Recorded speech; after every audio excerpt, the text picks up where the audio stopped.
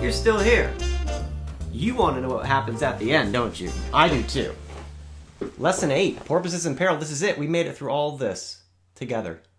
You guys have done wonderful. I even wore my special SpongeBob tie. Because you are awesome. You're doing so good. I'm ready. Are you ready? SpongeBob, you ready? I'm ready! Let's do this. Lesson 8, Porpoises in Peril. Here we go. She made it. Stay calm, she told herself. Get the opal samples, take some pictures, and swim back to the boat and the rest of the squad. The tunnel led to an airlock, which Kate entered. The door locked behind her, and the water began to drain out. Once it had all drained away, a second door opened, and she found herself in a cave-like room, well lit and filled with equipment. She snapped pictures of it and close-ups of serial and model numbers. A twinkling on the cave walls caught her eye. The opals! With her knife, she dug out a few of the sparkling particles and put them in a drawstring pouch.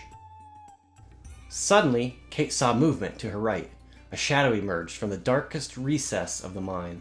Then, a figure moved toward her. It was Drake Darkly.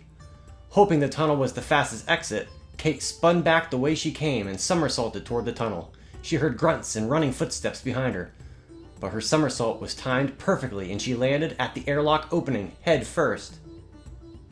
Drake darkly banged on the door, but it was already too late. The door had locked and the airlock chamber was filling with water as Kate snapped pictures of him standing in the mine.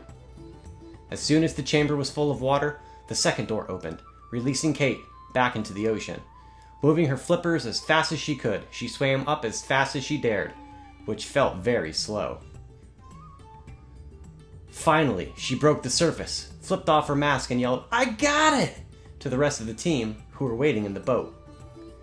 The first thing the team noticed as they sped back to shore was Dr. Vloodman and several uniformed officers.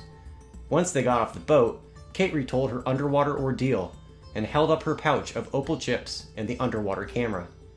After seeing the evidence, Dr. Vloodman told the officers to arrest Drake Darkly as soon as he reached the mainland. "If you don't see us, we're going to crash for the night," Jada said.